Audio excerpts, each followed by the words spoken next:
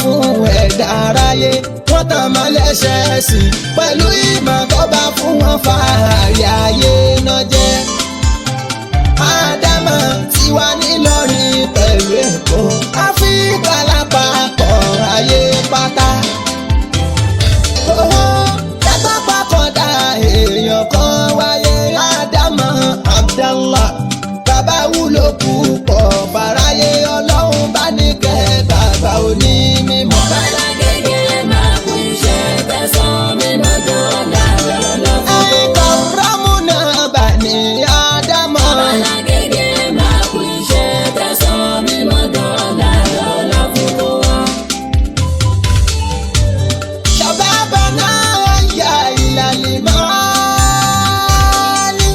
هيا صعدوا شوامخ الجبال هيا هتفوا يا معشر الرجال قولوا لكل الناس لا نبالي ó yá ẹ gbéra ẹ̀yin ògo ẹ máa wá lọ sínú ayé torí bí gíga láyé yín lókèlókè ẹ kú sí kéwú ẹ jí ẹ máa sùn ẹ gbéra tán kò sógo fọlẹ̀ ẹ tún ṣiṣẹ́ pẹ̀lú mímọ́ tàmúkọ yín ẹni gbọ́ tó gbà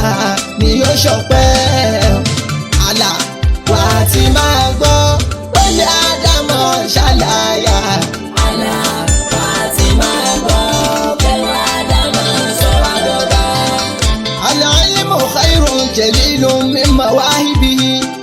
من حازه فليلازم شكر رحمنا لا تحسدها يا أخي من كان ذا أدب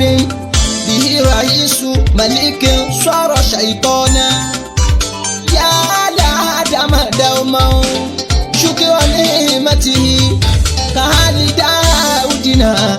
ألهم تبيانا àlà wà á ti máa gbọ́ kéwà Ádámọ̀ ṣàlàkè. Àlà wà á ti máa gbọ́ pẹ̀lú Ádámọ̀ sọ̀rọ̀ dọ́gba. ó gbé wá sọ́wádìí ológo kéwà Ádámọ̀ ìlàdùn. Àlà wà á ti máa gbọ́ pẹ̀lú Ádámọ̀ sọ̀rọ̀ dọ́gba. ó sọ́wádìí ní àpèsọ̀rọ̀ láwùjọ kéwà Ádámọ̀ ìrẹwà. Àlà wà á ti máa gbọ́ pẹ̀lú Ádámọ̀ sọ̀rọ̀ dọ́gba. àwa táwọn pa ò lè jẹun kan kéwà Ádámọ̀ sọ́wádọ́mọ rẹ̀. Àlà wà á ti máa gbọ́ pẹ̀lú Ádámọ̀ sọ̀rọ̀ dọ́gba. bá ṣe ń kọ́lé là ṣe ń lógo àwọn fi mọ́tò ṣẹ̀ṣẹ̀ rìn. Àlà wà á ti máa gbọ́ pẹ̀lú Ádámọ̀ sọ̀rọ̀ dọ́gba. Nisauna rijalu wa rijaluna jibalu. Àlà wà á ti máa gbọ́ pẹ̀lú Ádámọ̀ sọ̀rọ̀ dọ́gba. Gbogbo ibi adé náà mọ̀ pàdé pé wá dámọ̀ ìgbà yìí. Àlà Wà á ti máa gbọ́. pẹ̀lú Ádámọ̀ sọ̀rọ̀ dọ́gba. A ò ṣàbámọ̀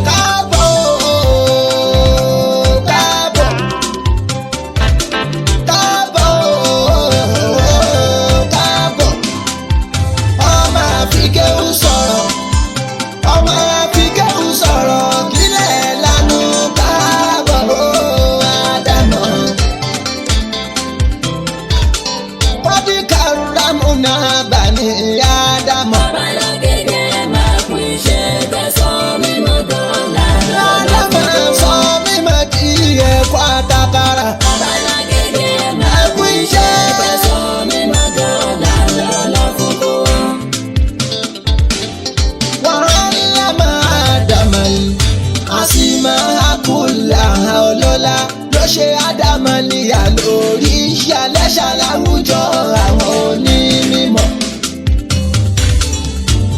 ìmọ̀ yẹn pọ̀ púpọ̀ kò kéré alákùlé fani lọ́ba ni ó jẹ́. ó tó wà ní ìyànràn wípé àṣẹ ìhùwà Ádámù ló kọ́ wa ní kéwù. ẹ̀yẹ yan wa kan rámúnà bá ní Ádámù. Babalagége máa kú iṣẹ́ tẹ̀sán mímọ́ dọ́là. Ádámù sọ mímọ́ di ilẹ̀ pátákárá. Babalagége máa kú iṣẹ́ tẹ̀sán mímọ́ dọ́là. Lọ́lá fún kó. ìṣẹ̀mí ṣe ìkùnà Ádámù wúlò fún ẹ̀dá aráyé. wọ́n tàn mọ́ lẹ́sẹ̀ sí pẹ̀lú ìmọ̀ tó bá fún wọn fààrí ayé náà jẹ́. Ádámù ti wà nílọrin pẹ̀lú Èkó Áfíríkà lápapọ̀ ayé pátá. Owó ẹgbẹ́ pàkọ́dá èèyàn kan wáyé Ádámù Abdallah.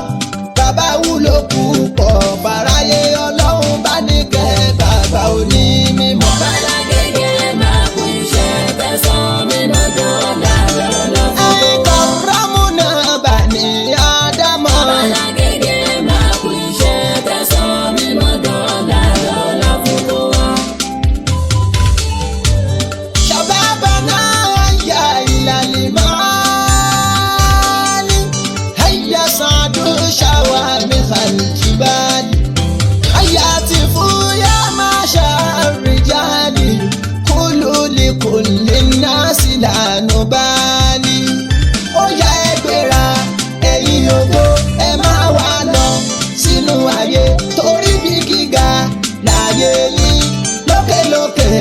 ẹ kú sí kéwú ẹ jí ẹ máa sùn ẹ gbéra tán kò sógo fọlẹ̀ ẹ tún ṣiṣẹ́ pẹ̀lú mímọ́ tàmúkọ yín ẹni gbọ́ tó gbà ni yóò ṣọpẹ́. àlà wà á ti máa gbọ́ pẹ̀lú Ádámù ṣàlàyé. Àlà wà á ti máa gbọ́ pé Ádámù sọ wá dọ́gba. العلم خير جليل من مواهبه من حازه فليلازم شكر رحمنا لا تحسد يا أخي من كان ذا أدب به رئيس ملك صار شيطانا يا آدم دوما شكر نعمته كهل داودنا ألهم تبيانا àlà wà á ti máa gbọ́ kéwà Ádámù ṣàlàkè. Àlà wà á ti máa gbọ́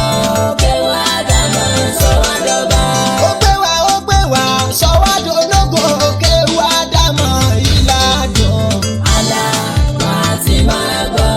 pé Ádámù sọ wá dọ́gba. ó sọ́wádìí ní àpè sọ̀rọ̀ láwùjọ kéwà Ádámù ìrẹwà. Àlà wà á ti máa gbọ́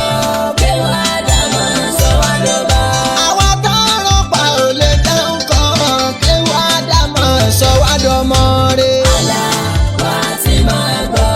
pé Ádámù sọ wá dọ́gba. bá ṣe ń kọ́lé là ṣe ń lógo àwọn fi mọ́tò ṣẹ̀ṣẹ̀ rìn. Àlà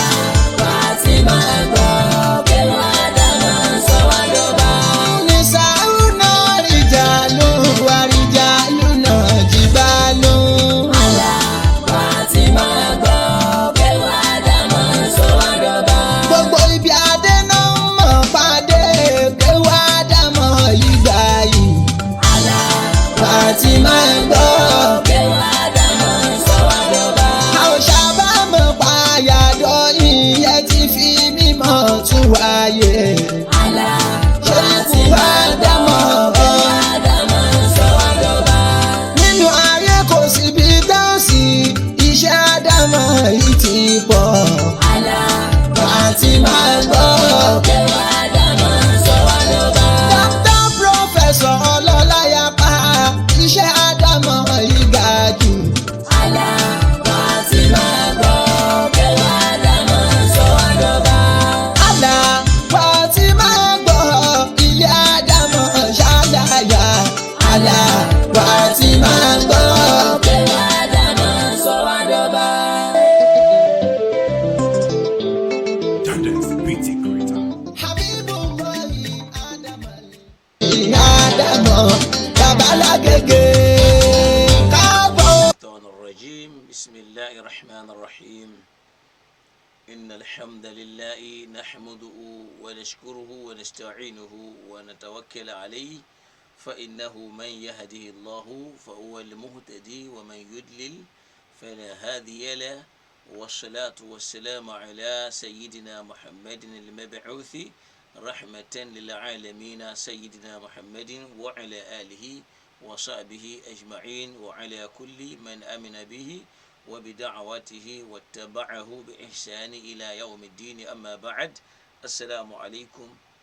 ورحمة الله تعالى وبركاته أدوكي لدولون إله الأولين والآخرين ọlọ́run ọba àwọn tí wọ́n ti lọ àti ọlọ́run àwa tí a kù ń bẹ̀ àti àwọn tí ó tún padà wá dé so akí ọlọ́run ọba ni ọba tí ó já sí pé òun nìkan náà ni lẹ́yìn ọlọ́run kò tún sẹ́lòmíì.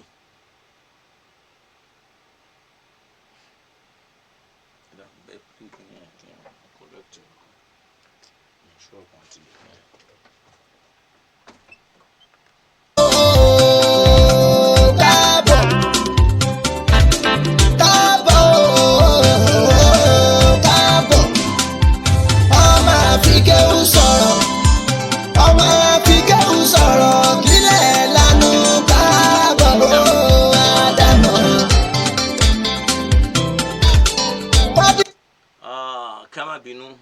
sáré correct nǹkan kan ni adúpẹ́ lọ́dọ̀ ọlọ́run ọba àwọn tí wọ́n ti kọjá lọ àtọ́lọ́run àwa ti sìn tí ó sì tún jẹ́ ọlọ́run àwọn tí wọ́n ń bọ̀ lẹ́yìn tiwa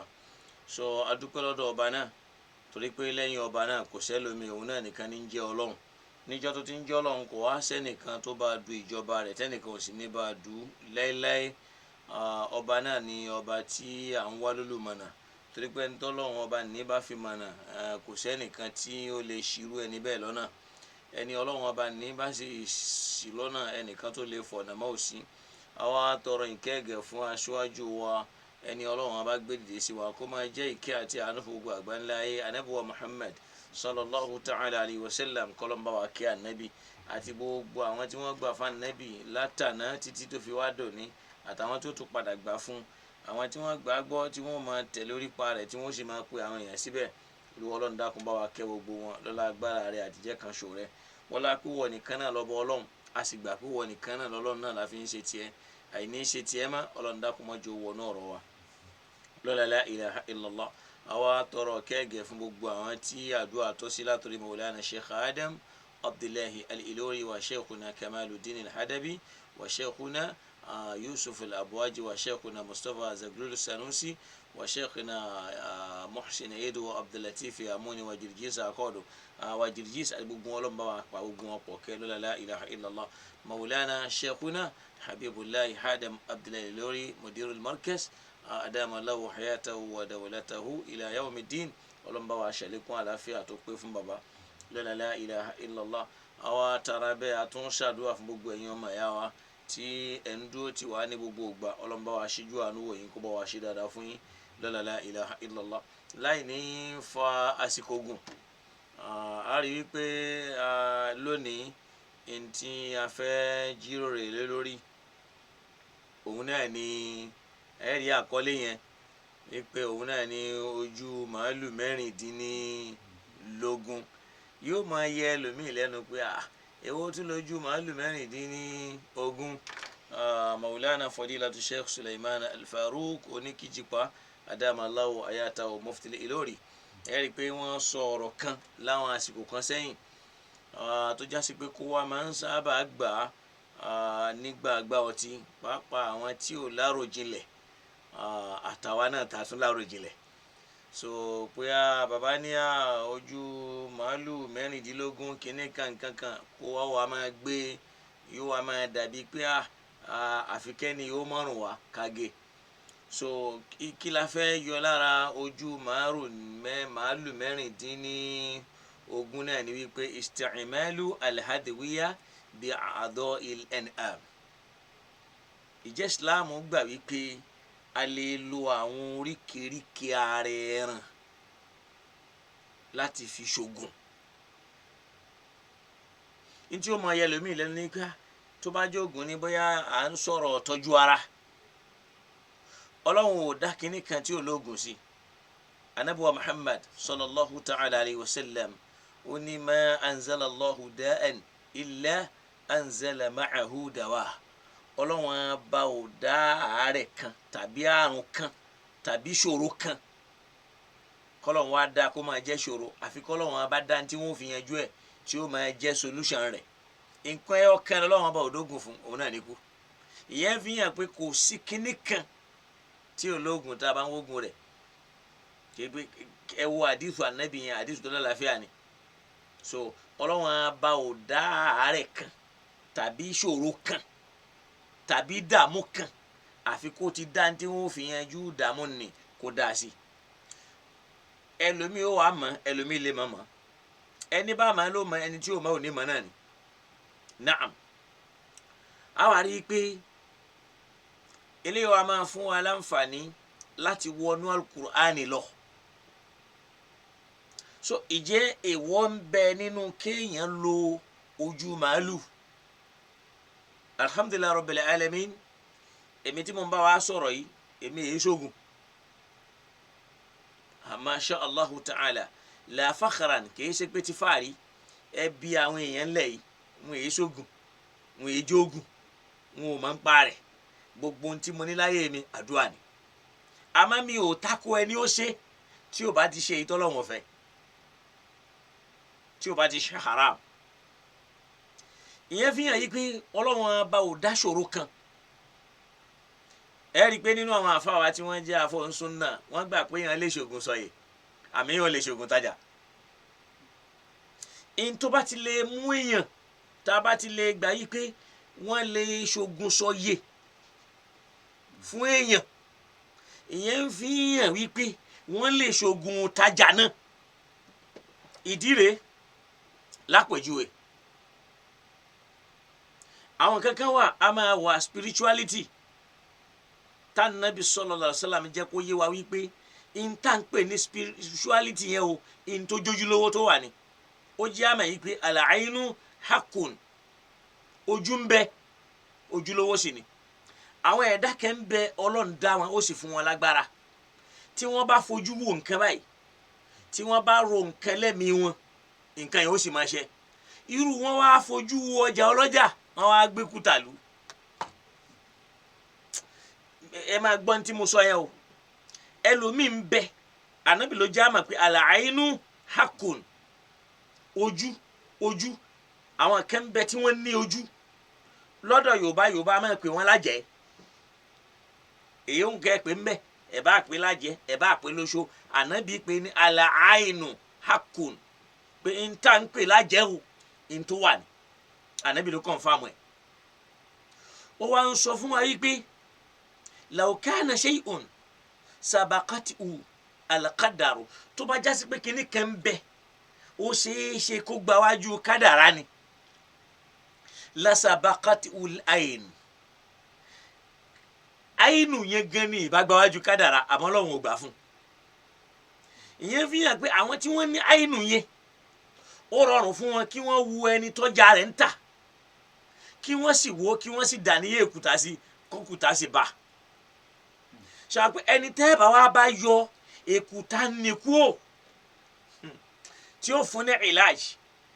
ó lè jẹ́ nílànà wípé ká wá rúkìá fún tàbí nílànà wípé tá a bá mú ewé kan tá a papọ̀ mọ́ kan tí wọ́n bá pò mọ́ náfìlà tẹ́niyẹn ń fi ń para àwọn àrùwáhù àdánìsà àwọn ẹ̀mí burúkú tí wọ́n lọ jókòó tí di ọjà rẹ̀ nì wọ́n sàkó mẹ́. sọ̀rọ̀ pé ìyẹn ń fi hàn wípé ó rọrùn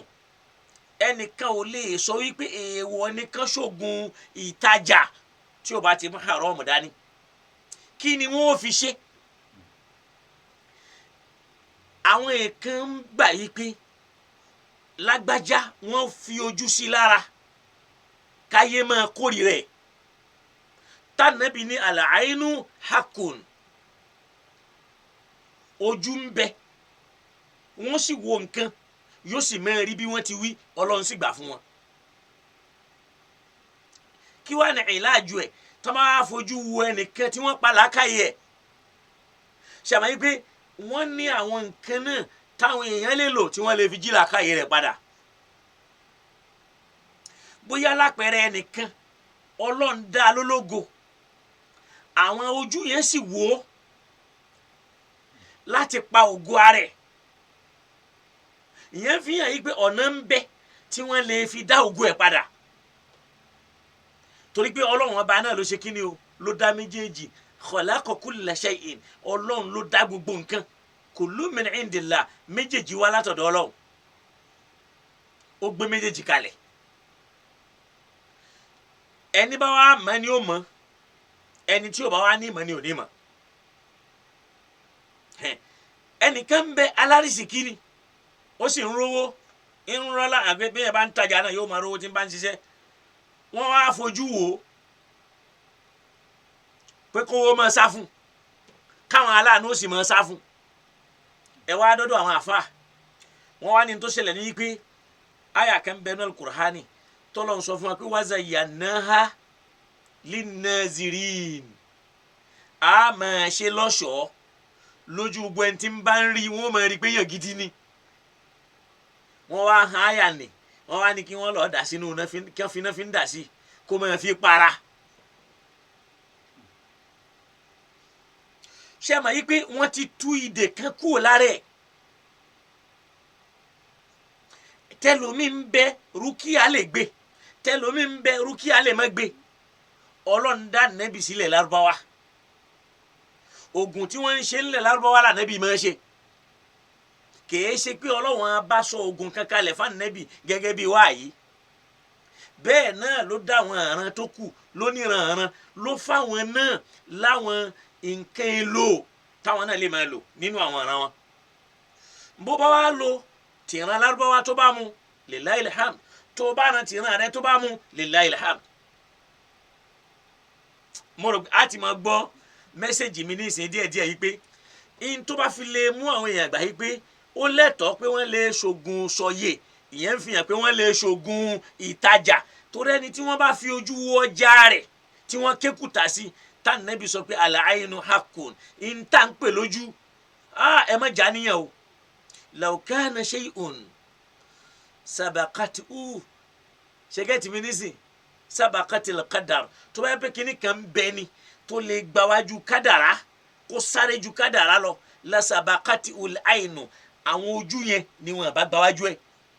ìyẹn fi hàn pé wọn lè dára tán bá wá dára kí ni tí ó máa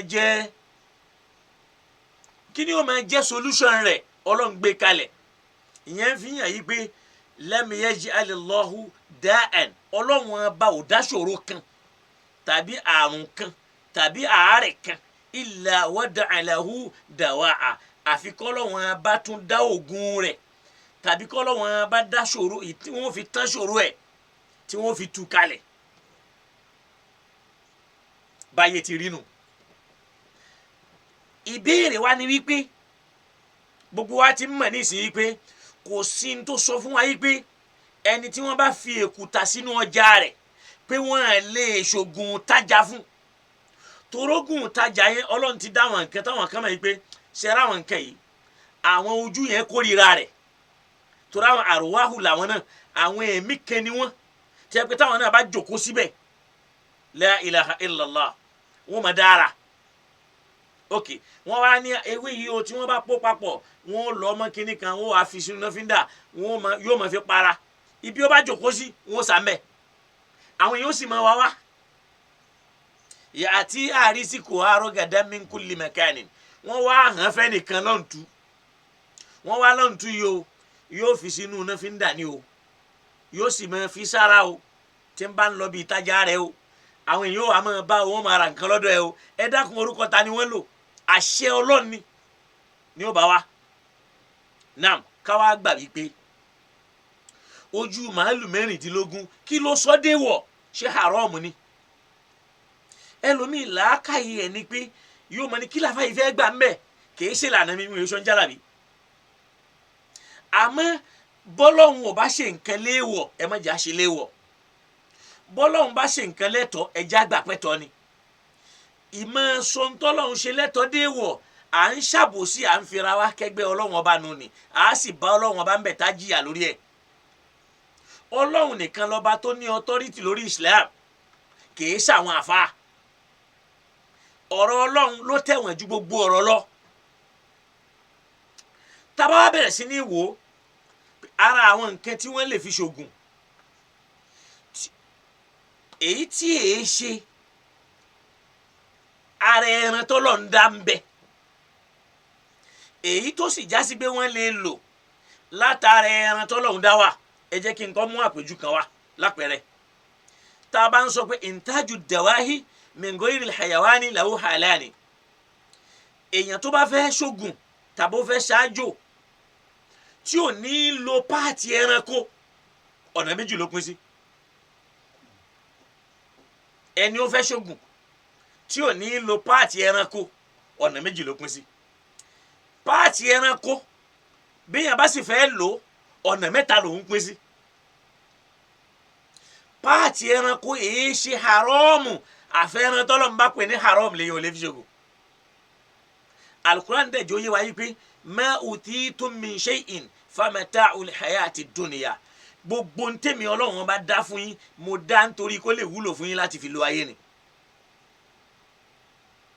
tàbá wa ń sọ yí pé ẹni tí ó bá ṣògùn nílànà pé kò fẹ́ lo ara nǹkan ọ̀sìn tọ́lọ́ ń pè lẹ́tọ̀ ọ̀nà méjì ni ọ̀nà alákọ̀ọ́kọ́ an yusna'a min mubahin wọ́n ó ń láti lò ó látara ntọ́lọ́hún ṣe lẹ́tọ̀ọ́ minal awrak bóyá nú àwọn ewé tó já àwọn ewé tàbáwọn nǹkan míì tí kìí ṣe ewé bóyá àwọn nǹkan míì nú ẹ̀ta alẹ̀ nǹkan kan míì tó wà bẹ́ẹ̀ tí èyí ṣe ẹranko tó bá ti lọ jásí pé min mubahin lára ntọ́lọ́hún ṣe lẹ́tọ̀ọ́ ni fayakunu dawahu mubaha ìyẹn fi hàn pé oògùn yẹn ti di mubah oògùn tó lẹ́tọ̀ọ́ ni katasina'ihi minal a'shabil mubaha bíi kẹ́niyẹn ṣògùn yẹn látara àwọn koríko tá a ṣe lẹ́tọ̀ọ́ al-a'shabi al-mubaha ẹlẹ́ẹ̀kejì an yusna'a min muharramin aw najisin ní kéèyàn wá lọ ṣògùn látara ń tá a pè léèwọ̀ tàbí ń tá a pè lẹ́gbin fayakunu dawahu muharraman tó jásí pé yóò wá sọ ògùn yẹn di èèwọ̀ bittifaqi al-fuqaha pẹ̀lú àpanupọ̀ àwọn àfẹ́ẹ̀sìn tí wọ́n gbàgbọ́ yé nípa ìsìláàmù yìí likawli nabiyyi sallallahu alayhi wa sallam látara gbólóhùn tá nàbì sọ wípé inna Allaha lam yaj'al shifa'akum fima harrama alaykum ọlọ́run á bá òfin wòsàn yín síbi ntọ́lọ́ ń pèlè wọ̀ fún yín àyàfi tó bá díjú. akhraja al-Bukhari àdìsù yìí àdìsù àfàwà Imam Bukhari ni tábàlọ́wọ́ ta'liqu wọn kódà tábàlọ́wọ́ al-Fatih tó jẹ́ sẹ́ríù Sahih al-Bukhari tábà ka volume 1 àárín inú page 78 bákan náà tábàlọ́ ka al-Mawsu'atu al-Fiqhiyya àdìsù yìí àbánu volume 11 page 118 ìyẹn kọ́kọ́ fi hàn yí pé bí yẹn bá fẹ́ ṣògùn látara nǹkan tí kìí ṣe ẹ̀yà ẹranko ọ̀nà méjì ló pín sí ó ń láti jẹ́ látara ntọ́lọ́ ń pè ní halali gbogbo tó bá fẹ́ lò èyí tó bá wá jásí pé ó lọ lò látara haram ó ti sọ ògùn náà di kíní o haram wá já lọ sínú al-Qur'an ǹjẹ́ a lè lo ìjẹyàn lè lójú màálù mẹ́rìndínlógún ṣàpé yóò gbà inú Kùránì láti wá lọ ṣé yẹn lè lo ká tó wá padà wá ṣàlàyé ọ̀rọ̀ lórí ẹ̀ isti'malu al-adwiya bi'adahi al-an'am ṣóògùn pẹ̀lú oríkèéríkèé àwọn ẹran ọ̀sìn láwọn ẹran tọ́lọ́run bá pè lẹ́tọ̀ọ́ tá a bá lọ sínú al-Qur'an ká lọ sínú suratu Nahl Quran 16 aya 5 to 8 a rí pé Ọlọ́run bá ń jẹ́ kó yé wa ń bẹ̀ wípé wal an'ama a'udhu billahi minash shaitanir rajim wal an'ama khalaqaha lakum fiha dif'un wa manafi'un wa minha ta'kulun wa lakum fiha jamalun hina turihun wa hina tasrahun وتحمل أثقالكم إلى بلد لم تكونوا بالغيه إلا بشق الأنفس إن ربكم لرؤوف رحيم والخيل والبغال والحمير لتركبوها وزينة ويخلق ما لا تعلمون صدق الله تعالى. تابعوا آية إنه القرآن أعرف الله ما بنجكم يا أمي والأنعام àwọn ẹran wo la ń pè ní al-an'am àwọn ẹran tá à ń pè bẹ́ẹ̀ òun náà ni kal-ibil bíi ràkúnmí wal-baqar bíi màálù wal-ghanam bíi ẹran àgùntàn irú àwọn ẹran bẹ́ẹ̀ gìsòrò ewúrẹ́ gbogbo àwọn ẹni an'am ni wọ́n al-ibul wal-ghanam wal-baqar màálù ràkúnmí ẹran àgbò irú àwọn ẹran bá ní là ń pè ní an'am Ọlọ́run wá ní wal an'am àwọn ẹran wọ̀nyí khalaqaha lakum Ọlọ́run bá dá wọn fún yín fiha dif'un lára àwọn tọ́lọ́run bá dá yìí ń bẹ lára wọn dif'un ń tẹ́ máa fi ṣe aṣọ aṣọ tẹ́ máa wọ̀ àwọn Ọlọ́run bá ti dá mọ́ wọn lára ìyẹn fi hàn yí pé wọn a máa ṣe aṣọ látara àwọn èròjà tí ń bẹ lára ẹran wa manafi'u àtàwọn àǹfààní míì ṣe mọ̀ pé Ọlọ́run ní wa manafi'u àwọn àǹfààní míì ń bẹ ń bẹ lára àwọn àǹfààní míì tí ń bẹ ń bẹ náà ni káwọn obìnrin yọ in tí wọ́n lè fi kún irun wọn tí wọ́n fi ń ṣerun bẹ́ẹ̀ yín wo tako làákàyè ẹlòmíì pé mbànàbí sàlámù sọ fún wa yìí pé la'ana Allahu al-wasila ìbínú Ọlọ́run máa bẹ ẹni tí ń bá wọn fi irun kúnrun ìyẹn ni pé ẹni tí ń bá wọn fi irun ẹ̀dẹ́ ènìyàn kún irun ènìyàn kìí ṣe pé ẹni tó ń fi irun òwú tíra kan bẹ́ẹ̀ bí tíra náà ni bí yẹn bá lè lọ́ọ́ kà ó rí mbẹ́ al-fiqhu al-wadih tí wọ́n gbà wípé shi'run adamiyyun irun ẹ̀dẹ́ ènìyàn lànàbí ń sọ kìí ṣe shi'rul ayawan irun ẹranko èyí àwọn kílẹ̀ tí máa ń pè àwọn kìnìún amingos nkankan wifons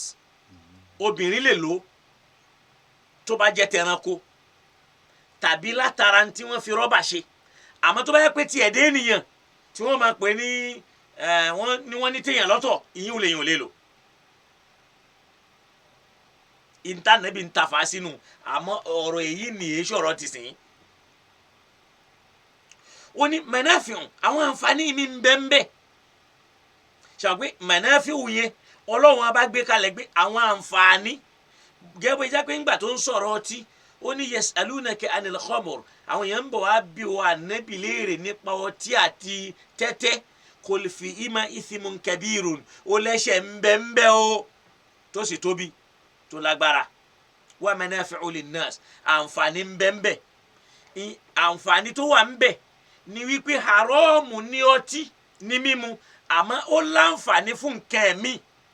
bọ́lọ̀ ń bá ṣe kínní kan ní haram ní jíjẹ ìyín wò túmọ̀ sí pé haram ní fún nǹkan mi lápẹẹrẹ haramu lọtí ní mímu kìí ṣe haramu kí wọ́n fi ṣe perfume kìí ṣe haramu kí wọ́n fi ṣe spirit kìí ṣe haramu kí wọ́n fi ṣe arodyne gbogbo ń tà ń sọ yìí ọtí yẹn ni wọ́n fi ṣe kìí ṣe haramu kí wọ́n fi ṣe àwọn kìíní tẹ́ fi ń pawọ́ tẹ́ bá wọ nígbà ayé COVID-19 kí lẹ ti ń porúkọ àwọn kìíní tẹ́ ń tẹ̀síra wa lọ́wọ́ yìí ìyẹn fi hàn yí pé mímú rẹ̀ la pè ní haram lílò fún nǹkan mi kì í ṣe haram ẹlòmíì bàjẹ́ yóò tún wá máa wo pàṣẹ́ntéèjì alcoholic tí ń bẹ lára perfume ìwọ ló kó rẹ̀ sí wàhálà torí pé kì í ṣe haram ní lílò fún nǹkan mi àmárọ̀ọ́mù ní mímu wọ́n lè lò fún nǹkan mi ń bẹ tọ́lọ̀ nítorí ẹ̀dá tó sì wúlò fún lọ́lọ́run fi ní wa manafi'u ó láwọn àǹfààní amma ithmuhuma àmẹ́ṣẹ̀ tó wà ń bẹ ó ṣe kí ni ó pọ̀ ju àǹfààní rẹ̀ lọ bẹ́ẹ̀ náà ni ọlọ́run ní khalaqa alakum ọlọ́run bá dá wọn fún yín wa manafi'u ó sì láǹfààní àwọn àǹfààní ń bẹ wa min ta'kulun ó sì ń bẹ nínú àwọn ẹran yìí tẹ́ ẹ máa jẹ nínú àyà tó tẹ̀lé ó ní walakum fiha jamalun ó sì tún bẹ fún yín nínú rẹ̀ jamalun ìntìyàn fi ń ṣọ̀ṣọ́ tẹ́ fi gbatẹ́gùn tẹ́ fi gbafẹ́ hina turihun nígbà tẹ́ ẹ bá kú tẹ́ ẹ lọ bìkan wa hina tasrahun àti nígbà tẹ́ ẹ bá tún darí bọ̀ wa tahmilu athqalakum ila baladin lam takunu balaghi ó wà nínú àwọn ẹranko wọ̀nyí tẹ́ ẹ máa lò wọ́n láti máa fi gbé àwọn ẹrù tó ju agbára yín lọ pé bẹ́ẹ̀ bá gbé pẹ̀lú wàhálà ni torí pé kí ni inna rabbakum la ra'ufur rahim ọba yín ni ọba aláàánú ọba oníkẹ́ni ó tún wá ní wal khayla ó lẹ́ṣin wal bighala wal hamira litarkabuha ọlọ́run tún wá sọ̀rọ̀ ẹṣin al khayl ẹṣin tẹ́ ríun wal bighal wal hamir àti kẹ́tẹ́kẹ́tẹ́ àti ràkúnmí litarkabuha ọlọ́run dá wọn nítorí kẹ́ ẹ lè máa gùn wọ́n ní wazinatan ó sì ṣe wọ́n ní nǹkan ọ̀ṣọ́ ẹ wá máa gbọ́ ó ní wa yakhluqu ma la ta'lamun ó tún dá wọn nǹkan míì sí wọn lára tẹ́ ẹ̀ tí ìdámọ̀ o àwọn àǹfààní míì náà wà lára wọn ma la ta'lamun tẹ́ ẹ̀ mọ̀ wọ́n kìí ṣe pé àwọn èèyàn ò lè mọ̀ wọ́n níjọ́ tó ń sọ̀rọ̀ ni yakhluqu ma la ta'lamun nísìnyí náà ó dá àwọn kan tẹ́ pa wá ti sìn náà ò tí mọ̀ táwọn kan ń bọ̀ lọ́la tí wọ́n ti mọ̀. tábà wá lọ sínú súratul mu'minun ó ní wa inna lakum fil an'ami ń bẹ fún yín lára àwọn ẹran tá a kálẹ̀ yìí o la'ibratan ìntẹ̀yàn gbọ́dọ̀ wòye sí nusikikum mimma fi butuniha tá a máa fún yín mu nínú tí ń bẹ nínú wọn èyí tí ń ṣe wàrà walakum fiha manafi'un kathira táǹfààní tó pọ̀ sí ń bẹ́ńbẹ́ wa minha ta'kulun tó sì wà nínú ẹ̀tẹ́ máa jẹ tá a bá tún lọ sínú súrọ́tù náàlì yẹn tá a padà síbẹ̀ ó ní wa inna nínú àyà 66 ó ní wa inna fil an'ami ó ń bẹ lára àwọn ẹran wọ̀nyí la'ibratan ìntẹ̀yàn gbọ́dọ̀ wòye sí ìbúra wà ń bẹ nuskikum mimma fi butunihi tó yẹ pé a máa fún yín mu ràkúnmí fún rẹ̀ a máa fún yín mu nínú tí ń bẹ nú ẹ̀ min bayni farthin wa damin ní tí ó jáde láàrin ẹ̀jẹ̀ tí ó jáde láàrin ẹ̀jẹ̀ máyà yóò gba bí kò ní yóò gba àárín ìgbẹ́ mọ́tọ̀ mọ́ gbogbo ẹ̀ jáde tó bá sì jáde lábàánà yóò di wàrà khalisan yóò sì mọ́ panagana kò ní nídọ̀tí nú sabigan lisharibin yóò sì máa lọ tìrìntìrìn lẹ́mìí ẹni tí ó bá mú wá jẹ́ ká wá padà wá sínú alukur'an yìí pé ọlọ́run ní khalaqa alakum fi adifuhun ọlọ́run bá dá wa manafi'un ó tún láwọn àǹfààní wo ló wà lára ẹ̀ wá jẹ́ ká jọ wá lọ wò pé ìjìyàn lè lo ẹ̀yẹ ẹranko láti fi ṣáájò tàbí láti fi ṣoògùn bí yẹn bá fẹ́ lò àwọn àfa pín sọ́nà mẹ́ta falahu thalathatu ahwalin ọ̀nà mẹ́ta ló pín sí ọ̀nà alákọ̀ọ́kọ́ an yakuna mimma yukalu lahmuhu wa qad dhukkiya fatadawa bihi mubah. ẹran tí yóò bá fi ṣògùn ó gbọ́dọ̀ jásí pé mimma yukalu lahmuhu ìdí ẹ pé ẹran ara ẹ̀ wọ́n máa ń jẹ jíjẹ rẹ̀ ṣe kí ni o kì í ṣe wọ̀. ìyẹn fi hàn yí pé tó bá jásí pé àfáà tó ń sọ̀rọ̀ ojú màálù ojú ẹlẹ́dẹ̀ ló bá wí ẹ bá gbọ́ àbá ní ẹlẹ́dẹ̀ bó gbogbo wa tá à ń pariwo bí ìgbà tí làákàyè wá yí sí pàkọ́ ni. tó bá yẹ pé ojú ẹlẹ́dẹ̀ mẹ́rìndínlógún làfáà ló bá sọ ni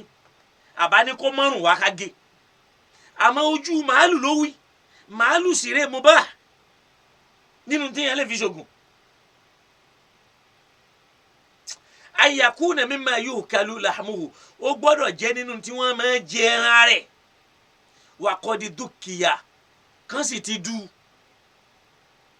ẹ̀gbọ́n mi kan ti dúnbù rẹ̀ fatadawa bihi mubah láti fi irú bẹ́ẹ̀ ṣògùn mubahu ni ó lẹ́tọ̀ọ́ lábẹ́ ṣàríà ẹnìkan tó lè sọ pé kò lẹ́tọ̀ọ́ sí àfẹn tí ó bá ṣàbòsí. àmọ́ bẹ́ẹ̀ pèsè làfà bá sọ pé èyí tí ìbá tóbi nígbà táfà bá sọ yìí pé ojú ẹlẹ́dẹ̀ mẹ́rìndínlógún ọ̀rọ̀ ìbádùn àfáà ní ojú màálù mẹ́rìndínlógún ṣé màálù yẹn ni haramu ni àbójú rẹ̀ ṣé màálù yẹn ni haramu ni àbẹ́yinjú màálù ni tó fi di haram tó fi wá di ntá máa gbà bí ẹni gbàgbọ́ ọtí gbogbo gbà. àní aláwọ̀kọ́ ni an yakuna mimma yukalu lahmuhu wa qad dhukkiya ẹran téèyàn bá fẹ́ lò ó ń láti jẹ pé irú ẹran tí ó lẹ́tọ̀ọ́ láti jẹ wọ́n sì gbọ́dọ̀ du fatadawa bihi mubah téèyàn bá wá lóru ẹ̀yà ẹran bẹ́ẹ̀ tó bá fi ṣoògùn mubahu ntí islam faramọ́ ni kò sí èèwọ̀ mẹ́. ẹlẹ́ẹ̀kejì an yakuna mimma yukalu lahmuhu wa lam yuzakka fala yajuzu tadawi bihi. ìyẹn ni pé an yakuna mimma yukalu lahmuhu wa qad dhukkiya fatadawi bihi mubah fatadawi bihi mubah tọ́lá lómi fatadawa yẹn ni ó mú dání. ntí wọn bá fẹ́ fi ṣoògùn ó ń láì pé ẹran tó yẹ pé ní ẹ̀tọ́ ni láti jẹ wọ́n sì dúnbù rẹ̀ fatadawi bihi mubah láti fi irú bá ní ṣoògùn ó lẹ́tọ̀ọ́. ẹlẹ́ẹ̀kejì an yakuna mimma yukalu lahmuhu wa lam yuzakka fala yajuzu tadawi bihi. kó lọ jásí pé ẹran tó yẹ pé ẹ̀tọ́ ni láti jẹ wa lam yuzakka àmọ́ wọn adu bóyá ó kàn kú fúnra rẹ̀ fala yajuzu tadawi bihi irú yẹn wọn lè fi ṣoògùn kò lẹ́tọ̀ọ́ li'annahu haramun torí pé èèwọ̀ ni wa qad qala an-nabiyyu sallallahu alayhi wa sallam torí pé ànábì ti sọ pé inna Allaha lam yaj'al shifa'akum fima harrama alaykum ọlọ́run ọba ò fi wòsàn yín síbi tó ṣe léwọ̀. ó di méjì. ẹlẹ́ẹ̀kẹta an yakuna mimma la yukalu lahmuhu tàbí kó lọ jẹ́ tí wọ́n èé jẹ́ rẹ̀ fala yajuzu tadawi bihi kò lẹ́tọ̀ọ́ kan fi irú yẹn ṣoògùn gẹ́gẹ́ bí àlàyé tá a ti ṣe kíni o tá a ti ṣe kọjá. qala Ibn Qudama àfọwọ́ ọmọ Qudama jẹ́ kó yé wa wípé nínú ọ̀rọ̀ wọn tí wọ́n lè fadlun la yajuzu tadawi bi muharramin kò lẹ́tọ̀ọ́ ká fi nǹkan èèwọ̀ ṣoògùn wala bi shay'in fihi muharramun tàbí nǹkan kan tí nǹkan èèwọ̀ ń bẹ nú rẹ̀ kò lẹ́tọ̀ọ́. tá a bá wo mẹ́sẹ̀gì yìí nísìnyí a ti rí wípé gbogbo tíyẹn bá fẹ́ àwọn tíyẹn bá fẹ́ ṣoògùn kan tó bá já sí pé tí ò ní ẹranko nínú ọ̀nà méjì ni ó pín sí. àfi wáyà pé ntẹ́ni nífẹ̀ẹ́ lò kó jẹ́ ní tó lẹ́tọ̀ọ́ nínú àwọn ewéko àti nǹkan míì ni yóò máa já sí pé oògùn tó ṣe ní mubahu ní lábẹ́ ṣàríà tàbí kó lọ lo ń tà pé léèwọ̀ tàbí nǹkan ẹ̀gbin tàbí kó lọ mú ẹ̀jẹ̀ bóyá ẹ̀jẹ̀ ẹran ni o tàbí ẹ̀jẹ̀ nǹkan míì ni o kó máa fi po nǹkan haram lèyí o ìbá àjẹjẹ pẹ́pẹ́yẹ kó a máa fi po nǹkan ò gbọ́ tó sì já sí pé n tí wọ́n fẹ́ lò fún n tí wọ́n fẹ́ mú ni tàbí wọ́n fẹ́ jẹ haramu ni tí èé ṣe pé n tí wọ́n fẹ́ wẹ̀ ẹ tún gbọ́ ẹ tún là tó bá yẹ pé n tí wọ́n fẹ́ jẹ ni ẹ̀jẹ̀ yẹn haramu ni àmọ́ tí èé bá ṣe nǹkan jíjẹ mi rò pé ó gbọ́ tí èé bá ṣe nǹkan jíjẹ tí wọ́n sì mọ̀ pé ó lè wúlò fún nǹkan míì wọ́n lè lò ọ̀nà méjì nù èyí tó wá já sí pé wọ́n lè lo ẹran tó jẹ́ ẹran tá ń jẹ tọ́lọ́ sì ṣe lẹ́tọ̀ọ́ èyí tó jẹ́ haramu tá à é jẹ ẹlẹ́dẹ̀ ní ìsìn èèyàn ò lè yà mẹ́ pè láwọn tọ́lọ́ ń bá pè ní haram àti pín yẹn náà sánà mẹ́ta pé ó gbọ́dọ̀ jásí pé máa yú kálù láhùmùhù ní tí wọ́n máa ń jẹ ẹran rẹ̀ wàkọ́dé dúkìá tí wọ́n sì du fatadawa bihi mubah kan fi irú ẹ̀ ṣoògùn ó lẹ́tọ̀ọ́ ẹlẹ́ẹ̀kejì an yakuna mimma yukalu lahmuhu walam yuzakka bóyá tí wọ́n máa jẹ ẹran rẹ̀ àmọ́ wọn wá rí dú fala yajuzu tadawi bihi kò lẹ́tọ̀ọ́ kan fi irú rẹ̀ ṣoògùn torí pé èèwọ̀ ni ẹlẹ́ẹ̀kẹta an yakuna mimma la yukalu lahmuhu kó lọ jásí pé tí wọn kì í jẹran rẹ̀ wọn èé jẹ rárá fala yajuzu tadawi bihi àti ẹ̀ gbọ́dọ̀ lẹ́tọ̀ọ́ kò tiẹ̀ lẹ́tọ̀ọ́ kan fi irú rẹ̀ ṣe kíni o kan tiẹ̀ fi ṣoògùn rárá bóyá bí ẹlẹ́dẹ̀ àti irú bẹ́ẹ̀ lọ tàbí kéèyàn wá sórí ibú títí kó wá ní ẹran rẹ̀ ẹ̀dẹ́ èèyàn ló kù tó wọn máa fi jà ṣe jẹ orí ibú lè yín naam kíní yẹn ríngì wọ́n fi sọ ìhàyìn tàbá wá sínú Sahih Bukhari an Anas ibn Malik látọ̀dọ̀ àfàwà Anas ibn Malik radiyallahu ta'ala anhu ó ní qadima ra'atun min Uraynata wa ukulin ala nabi ó láwọn kan wá àwọn àràn kan wá bá nabi láti ibì kan tí wọ́n ń pè ní Urayna àti ukul wọ́n wá bá nabi fashtawul Medina wọ́n wá ya wọ̀lú Medina fashakaw dhalik wọ́n wá kébò sí irú ìnira tí ń bá àwọn jà àwọn tá à ń sọ yìí àwọn kan ń yọ wọ́n lẹ́nu débi pé wọ́n gbẹ fa amarahum an ya'tu ibila sadaqa Ànábì dẹ̀ ní kí wọ́n bá wọn lọ mú màálù wá tí ó máa jẹ́ tọrẹ àánú fayashrabu min abiwaliha wa albaniha pé kí wọ́n bẹ̀rẹ̀ sí ní máa mu ìtọ̀ ràkúnmí nì ká máa mu ìtọ̀ wọn àti àwọn wàrà wọn fafaalu wọ́n sì ṣe bẹ́ẹ̀ fasahu wasaminu wọ́n ní wọ́n sì lálàáfíà wọ́n sì sanra padà lọ́dọ̀ Imamu Nasa'i àwọn sọ pé atasfarati alwanuhum wa azumati butunuhum tó fi di pé ara wọn bẹ̀rẹ̀ sí ní dán tó di pé àwọn náà wá sanra qala Sheikhul Islam Ibn Taymiyyah ẹ̀rí pé tẹ́ ẹ bá wo bí nísìn ara wọn àfa kan tí wọ́n faramọ́ ìtọ̀ ràkúnmí láti fi ṣoògùn bẹ́ẹ̀ lára wọn àfa kan tí wọ́n faramọ́ láti fi ṣoògùn qala Sheikhul Islam Ibn Taymiyyah wa fil hadith wọ́n ní dilalatun ukhra àrí ẹ̀rí mi tó yẹ pé fiya tanazu' tó yẹ pé fàǹfà ń bẹ lérí ẹ̀ wa huwa annahu abaha lahum shurbaha òun náà ni pé Ànábì ṣe lẹ́tọ̀ọ́ fún wọn kí wọ́n mú walaw kanat muharramatan tó bá jásí pé nǹkan ìwọ ni lam yubih lahum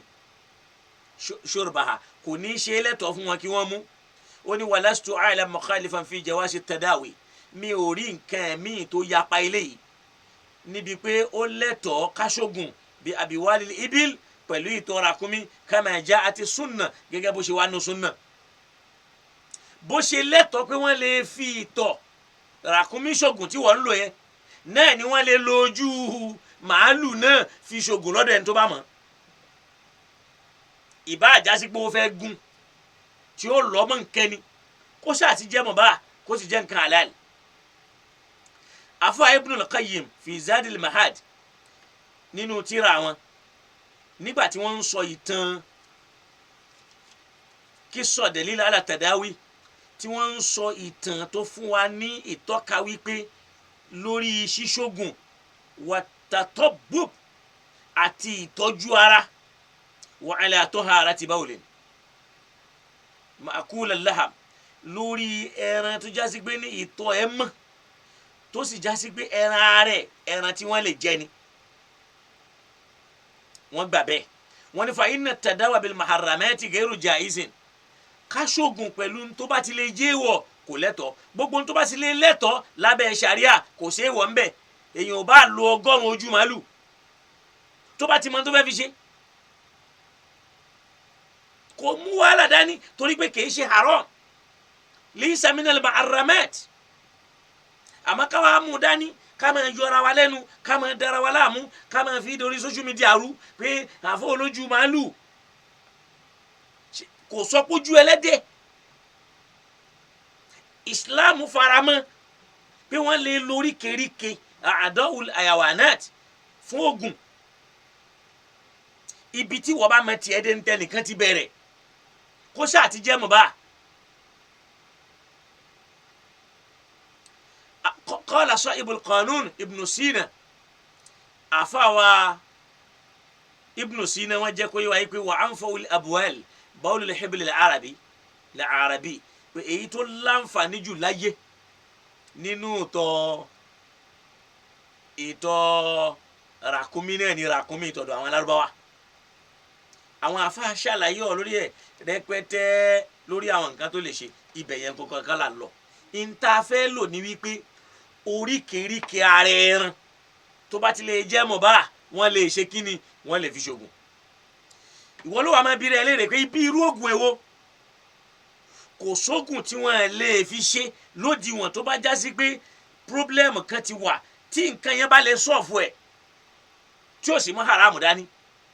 kódà ìbáàjẹ́ ogun tajà tánàbí ti ní al-aynu haqqun ojú ń bẹ o ojúlówó ni o wọ́n sì máa ń wo nǹkan wọ́n sì dà ní èkúta síbẹ̀ ẹni yẹn ò sì ní tà mọ́ òkè kí wá ni wọ́n ṣe fún.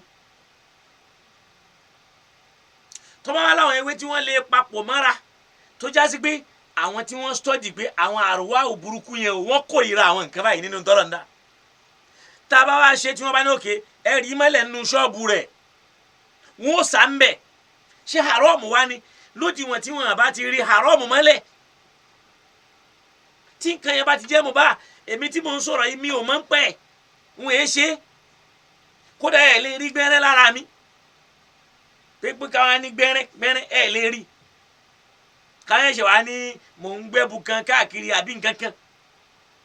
àmọ́ bí nǹkan bá jẹ́ halali ẹ má jẹ́ aṣọ di haram ká sì má máa pariwo tí ò nítumọ̀ lórí tí ò nítumọ̀ kọ́lọ̀ kó ṣíjú àánú wa kó ṣe dáadáa fún wa ìyẹn fi hàn wípé béèyàn bá lójú màálù déédé bó bá lójú ràkúnmí déédé bó lójú àgùntàn déédé tó bá jásí pé ó fẹ́ fi ṣògùn tọ́lọ́ ń sì fún nímọ̀ rẹ̀. a ti ṣàlàyé nípa àwọn nǹkan oríṣiríṣi sẹ́yìn tipẹ́tipẹ́ nínú àwọn àfáà tí wọ́n takò wá ń jọ náà àwọn náà padà wá ń lò ó àwọn náà ń lò ó rúkìá ó wà lọ́nà oríṣiríṣi rúkìá Lárúbáwá ń bẹ rúkìá tàwọn tí wọ́n yé ṣe Lárúbáwá náà wà àwọn tírà kan wà tí ó máa ṣàlàyé báwo tí wọ́n máa sọ pé aliji nafsaka bil Qur'an wal a'shabi tọ́jú ara rẹ pẹ̀lú alukur'ani àti ewé òkè lápẹẹrẹ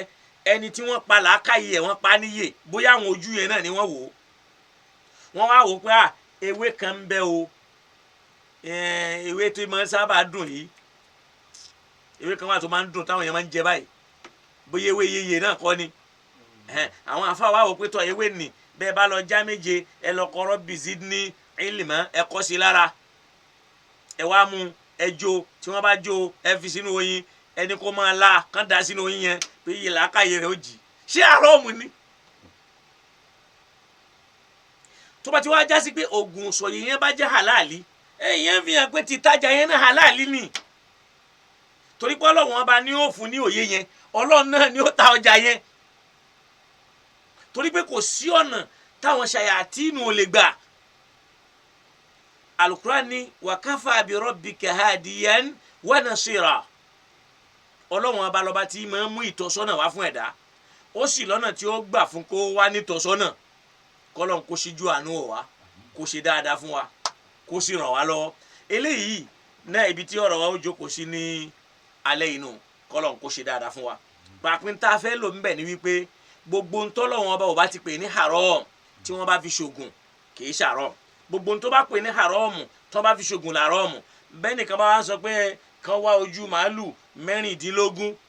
kò sọ haram torí pé ẹlẹ́dẹ̀ kọ́ ní ń sọ gbogbo tó wá kalẹ̀ yẹn ẹ wá méyì tó jẹ́ haram wá àfa alánú islamu àánú àwọn mùsùlùmí ń ṣe òun torí pé àìní ni wọ́n fi ń kó àwọn mùsùlùmí lẹ́rú òun wá lóun ní nàtíjà gẹ́gẹ́ bí òye tọ́lọ́run fún tọ́lọ́run fi máa bu ẹ̀dá láṣìírí ó wá sọ lọ́wọ́ ojú kínní kan táfà sọ kìí ṣe haram béèyàn bá sì ní ẹ̀rí tó sọ pé haram ni ó lè má ya rẹ̀ wá tàbí kó mẹ́rí ẹ̀ wá tòlá Al-Qur'an ló sọ fún wa yìí pé wal an'ama khalaqaha lakum fiha dif'un wa manafi'u lára bí táǹfààní dẹ̀ wà lára wọn náà nìyẹn ètò Ọlọ́run ni kọ́lọ́n kó ṣíjú àánú wò wá ẹ bá ń gbé kọ́lọ́n kó ṣe dáadáa fún wa kó ràn wá lọ́wọ́ kó má ṣe léyìí láwìí mọ́ kó sì má ṣe lágbọ́ mọ́ la ilaha illallah bi akil hayyil qayyum so ibi tá a fi mọ náà ni torí pé Ọlọ́run kó ṣàlékún àlàáfíà fún kó wá wa àwọn iṣẹ́ pọ̀ nílẹ̀ tá à ń ṣe lọ́wọ́lọ́wọ́ kó sì ṣe dáadáa fún wa kó ṣẹ́nìkan yẹn náà ni kó bá wa gbọ́rọ̀ wa sẹ́sọ̀ kó sì mọ́ dà wá láàmú la ilaha illallah torí pé alẹ́ ọ̀nà ẹnjìníà jìn kò sí mọ́tò tí ó gbé ẹnjìníà délé àfi kọ́ lọ́n bá wa ṣàánú kó ṣe dáadáa fún wa àmọ́ láì ní ṣe kínní agbọ́dọ̀ fàyè lẹ̀ ṣẹ́gẹ́tì mi sí inṣàlá bó tiẹ̀ jẹ́ láàrin ìṣẹ́jú mẹ́wàá. hello wa alaikum salam naam but wọ́n ní kẹ́pẹ́ náà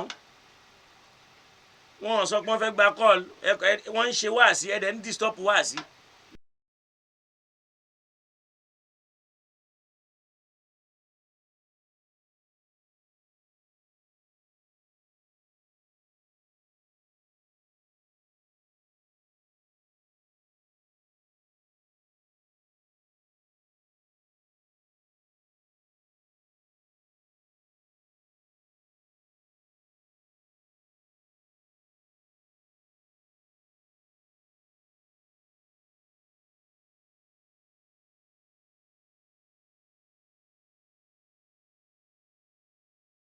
fastami'u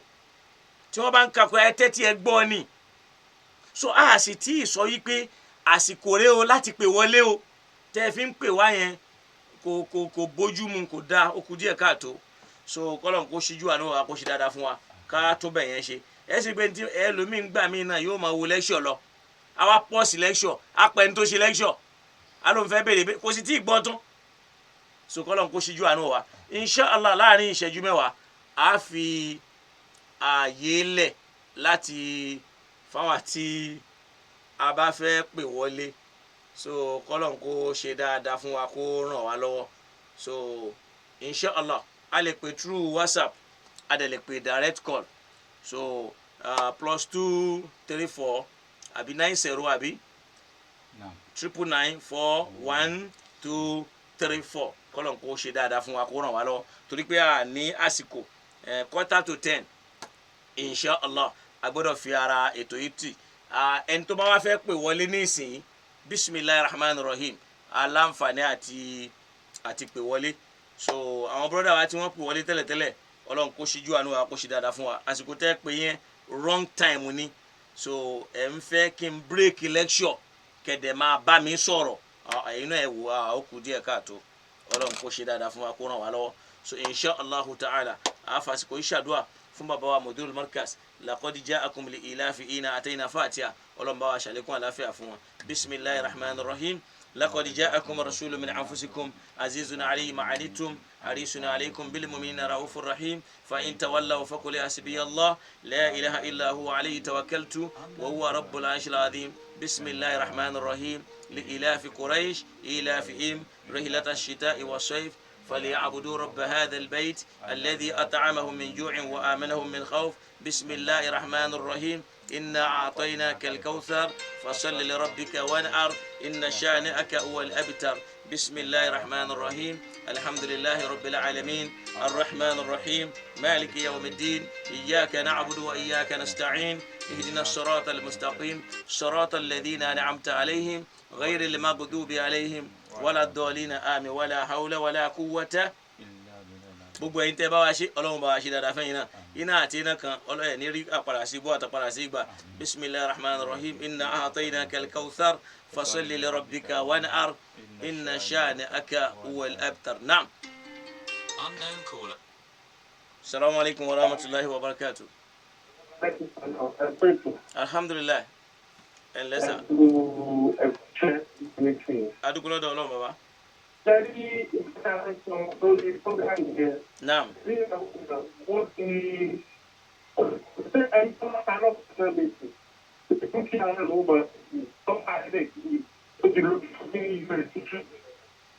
Kílẹ̀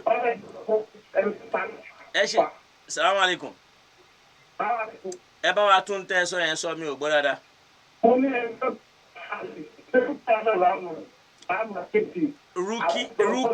Rúkìá náà nítorí ájò àti ìtọ́jú là ń pè ní rúkìá.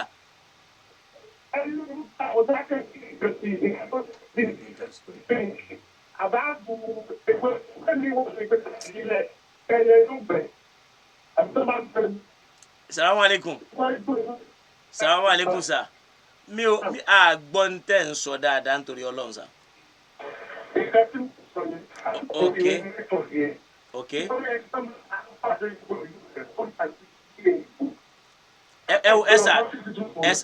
Ẹ sà ẹ má bínú sà bóyá kẹ́ pè padà ṣe get me sà network yẹn ò dáa gbọ́ dáadáa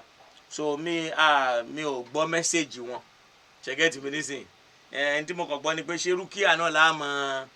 ṣẹ̀wọ̀n sẹ́mi nísìn mi ò rí lè gbọ́ mẹ́sẹ̀gì wọn yẹn dáadáa so abẹ́yìn gbọ́ so kọ́lọ̀ ń kó ṣíjú àánú wa. Salamu alaikum. Salamu alaikum. Salamu alaikum. Wa alaikum salam wa rahmatullahi wa barakatuh. Wa alaikum salam. Naam.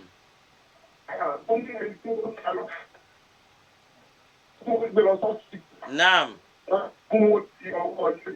Okay.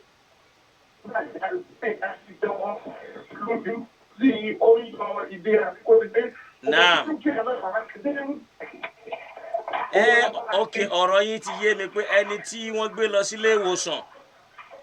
tó wá ń yọ ìdín lára tí hospital wá ní wọn lè ṣe kán tọwọ́ lé bọ̀ pé ṣé rúkìá là ń lò sí. Wọ́n a máa ṣáájú ẹ̀ ni.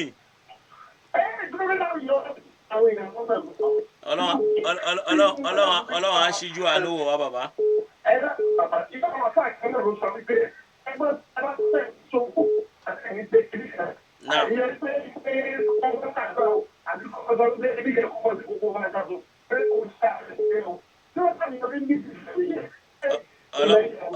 Ọlọ́run á ṣíjú àánú wò wá bàbá. Jazakumullahu khair. Masha Allah. Salamu alaikum. Mo ṣẹ̀ṣẹ̀ gbọ́ mẹ́sẹ̀jì wọn ni. Salamu alaikum. Salamu alaikum. Salamu alaikum. No, ó ti kọ́. Ẹni tí wọ́n ń fẹ́ try láti mọ̀ tá ń sọ ni wípé ẹni tí ìdín bá ń jáde lára ẹ̀ tí wọ́n àdẹ̀ rí ṣe lọ́spítù tí ó dẹ̀ pé ṣé rúkìá ni á lọ mọ kà sí ìdín yẹn tí ó fi lọ so ọlọ́run kó ṣíjú àánú wa kó ṣe dáadáa fún wa so anabi sallallahu alaihi wasallam sọ fún wa yìí pé la ba'sa bir-ruqa ma lam yakun shirka ma lam yakun fi shirkun kò sí ní tó burú nínú àjò tí ò bá ti sí nǹkan míì tí wọ́n mú pọ̀ lọ́run ti ń bẹ̀ tá a lè fi mú orogún pẹ̀lú ọlọ́run tí ò bá ti sí ń bẹ̀ kò sí láì fi ń bẹ̀ insha Allahu ta'ala à ń retí ìpè so kákan fi àsìkò díẹ̀ lẹ̀ so kọ́lọ́n kó dákun kó ṣe dáadáa fún wa so kọ́lọ́n kó ṣàánú fún wa a dúpẹ́ lọ́dọ̀ àwọn tí wọ́n pè wá kọ́lọ́n bá wa ṣe dáadáa fún wa la ilaha illallah so kọ́lọ́n kó ràn wá lọ́wọ́ torí pé oògùn ṣíṣe naam Other unwell. salamu alaikum salamu alaikum وعليكم السلام ورحمة الله وبركاته. masha allah ẹ kálẹ́ alhamdulillah alhamdulillah naam adúpẹ́ lọ́dọ̀ ọlọ́run adúpẹ́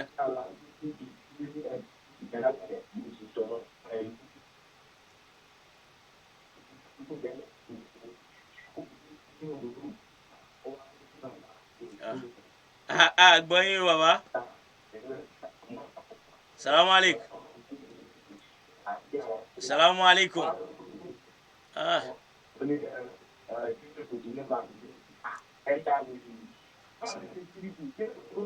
salamu salamu alaikum bóyá kẹ́ ẹ pè wá padà àgbọ́n tẹ́ ń sọ yẹn kọ́lọ́n kó ṣe dáadáa fún wa kó ràn wá lọ́wọ́ so àgbọ́n tí àwọn bọ́dà wa ń sọ bóyá wọ́n lè pè wá padà kọ́lọ́n kó ṣe dáadáa fún wa kó ràn wá lọ́wọ́ so ọ̀pọ̀ nǹkan ni kì í ṣe ẹbọ tá a sọ di ẹbọ mọ́ra wa lọ́wọ́ so kọ́lọ́n kó dákun kó ṣe dáadáa fún wa salamu alaikum masha allah bismillah.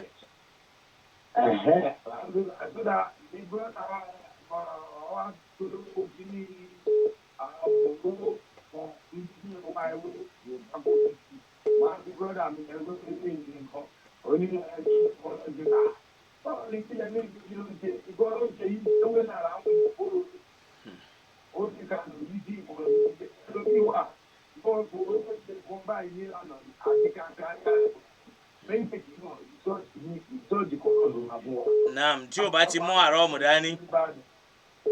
Bàbá pàṣẹ sínú ni wọ́n ní Ìbàdàn, ọlọ́pàá ọ̀làdé kò ní bí tí wọ́n ní kọ́kà wá yà pọ̀, lẹ́kàn bọ́dà ti ká yà ẹ̀ bẹ́ẹ̀.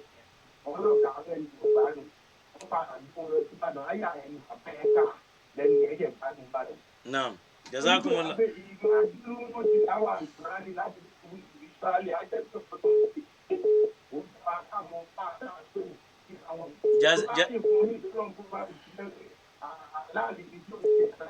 inshallah jazakumullah khair baba Ọlọ́run ò ní dá wa láàmú lágbára Ọlọ́run mashallah salamu alaikum so Ọlọ́run bá ṣe kó wa ṣe dáadáa fún wa kó jẹ́ kí ọ̀rọ̀ Islam kó túbọ̀ yé wa dáadáa jù báyìí lọ so kọ́lọ́n kó ràn wá lọ́wọ́ so mashallah bàbá wa kan ń pè wọlé bí kọlù yẹn ṣe ń wọlé yẹn so Ọlọ́run ò ní kí n láǹfààní àti gbé mo dẹ̀ kó dà pé foreign call ni so kọ́lọ́n kó dákun kán pè wọlé padà so kọ́lọ́n kó ṣe dáadáa fún wa.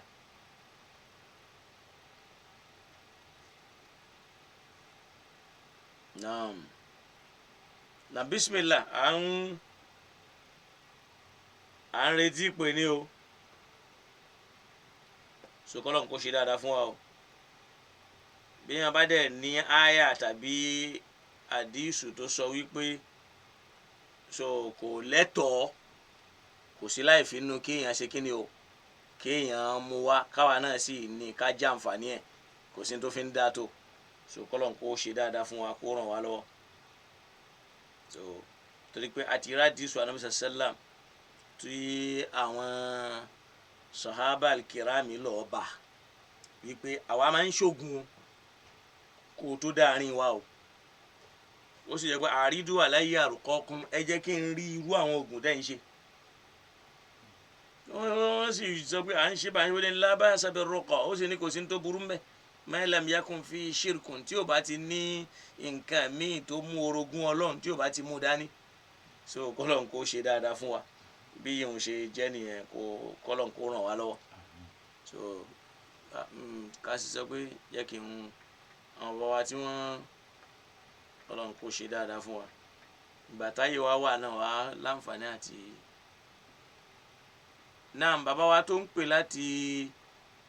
US pé WhatsApp náà fi pè ń sìn ní àwọn ọba láǹfààní ká pè wọ́n padà àmọ́ agbára tiwa ò rí náà bóyá wọn ò lè fúnra wọn pé padà náà bí yìí ń ṣe jẹ́nu kọ́lọ́n kó ṣe dáadáa fún wa so bóyá ká gbà pé kan sí tọ́lọ́mbá ní ká rí pé kan ká rí gbà sí kọ́lọ́n kó ṣe dáadáa fún wa aṣàdúrà fún gbogbo àwọn tá a wà lórí ètò so kọ́lọ́n kó ṣíjú àánú wa kó sì ràn wá lọ́wọ́ kó mọ́ fẹ́ nìkankan lẹ́nu wa kó sì mọ́ dá wa dára wa la ilaha illallah muhammad rasulullah wala hawla wala quwwata illa billahi al-aliyyil azim ẹ bá mi fi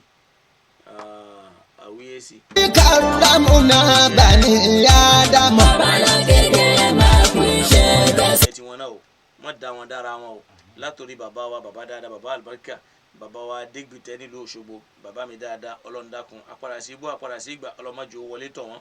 àlàáfíà tó nára tán ọlọ́ndàkùn bá mi ṣe é fún wọn afa wa Abubakar Jamel ọlọ́mọba mi ṣíjú àánú wò yín kó sì bá mi ṣe dáadáa fún yín bẹ́ẹ̀ náà nìkan nínú àwọn afa wa kan nìyẹn mo fẹ́ wo orúkọ wọn wọ́n ní insha Allahu ta'ala àwọn ọmọ bá wa dá sí ọ̀rọ̀ dátà wa náà ní ìparí oṣooṣù pẹ̀lú 10,000 naira àfọwọ́ náà ó dà pé bíi Qasim lórúkọ wọn so mo rí orúkọ yẹn níbi orúkọ yẹn náà mo fẹ́ wò so kọ́lọ̀ ń bá mi ṣe dáadáa fún àfáà náà kó sì má jẹ́ kọ́rọ̀ wọn dàrú láéláé la ilaha illallah àti kárí gbogbo àwọn ẹrú ọlọ́run tí àwọn náà ń gbìyànjú tí wọ́n ń ṣiṣẹ́ ọlọ́run lára wa ọlọ́run bá wa ṣiṣẹ́ ọlọ́run lára oníkálukú yín o nítorí oníkálukú yín ń fẹ́ ọlọ́run bá wa jó tẹ̀yìn lọ́wọ́ la ilaha illallah muhammad rasulullah mo ṣáà mọ̀ pé Qasim ní orúkọ àfáà wa yẹn ọlọ́run bá mi ṣíjú àánú wò wọ́n lọ́la agbára ọlọ́run àti jẹ́ kan ṣe ọlọ́run bí akil ayyil qayyumi wala hawla wala quwwata illa billahi al-aliyyil azim mo fẹ́ try láti wá ọkọ̀ wọn ni àmọ́ ọlọ́run ò kádàrá kí n rí ọkọ̀ yẹn mú kó ọkọ̀ wọn yẹn lẹ̀ ọlọ́run ò jẹ́ n rí so ọlọ́run bá wa ṣe dáadáa fáfá náà ọlọ́run mọ́lé wọn ó sì mọ̀nà wọn kárí gbogbo àwọn ọmọ ìyá wa nínú ẹ̀sìn tàjọ ń wòra wa ọlọ́run bá wa ṣíjú àánú wa fáwa Muhammadu Jamaluddin Abubakar àwọn Abubakar Jamal ọlọ́run bá mi ṣe dáadáa fún wọn fáwa Alabadégún ọlọ́run bá wa ṣíjú àánú wo ọlọ́run bá wa gbèjẹ̀rí ọ̀tá ọlọ́run dákun má dojú tì gbogbo ibi tí ń bá ń rìn sí ọlọ́run máa fi ṣọ́ rẹ̀ ṣọ́ kó sì máa fi ṣẹ́ rẹ̀ ṣọ́ ní kálukú àwa náà la ilaha illa àwa náà ṣàánú àwa náà ẹnjìníà wa ọlọ́run bá wa ṣe dáadáa fún kó wa náà ọlọ́run bá wa ṣàánú wa ní láǹfààní àti máa dárúkọ lálẹ́ yìí kárí gbogbo wa ọlọ́run ọba máa lé wa ó mọ̀nà wa ó sì máa ń tà ń fẹ́ ó máa ń tà ń béèrè ọlọ́run kó mu lé wa lọ́wọ́ la ilaha illallah gbogbo àwọn tí wọ́n jẹ́ ẹni àdúrà lákàtà wa ọlọ́run bá wa gbàdúrà wọn lọ́la agbára ọlọ́run àti jẹ́ kan ṣe ọlọ́run بأكل حي القيوم الذي لا تأخذه سنة ولا نوم له ما في السماوات وما في الأرض من ذا الذي يشفع عنده إلا بإذنه يعلم ما بين أيديه وما خلفهم ولا يحيطون بشيء من علمه إلا بما شاء وسع كرسيه السماوات والأرض ولا يؤوده حفظهما وهو العلي العظيم ولا حول ولا قوة إلا بالله سبحان ربك رب العزة عما يصفون وسلام على المرسلين والحمد لله رب العالمين sọ mímọ́ kí ẹ kó àtàkàrà. Babalagede máa pín iṣẹ́ tẹ̀sí. Mímọ́ tó dáná lọ fún kó. wàhálà máa dàmàlì àsìmọ́ àkùlà ọlọ́lá ló ṣe àdàmàlìyà lórí iṣẹ́ alẹ́ṣà láwùjọ àwọn onímọ̀. ìmọ̀ yẹn pọ̀ púpọ̀ kò kéré alá.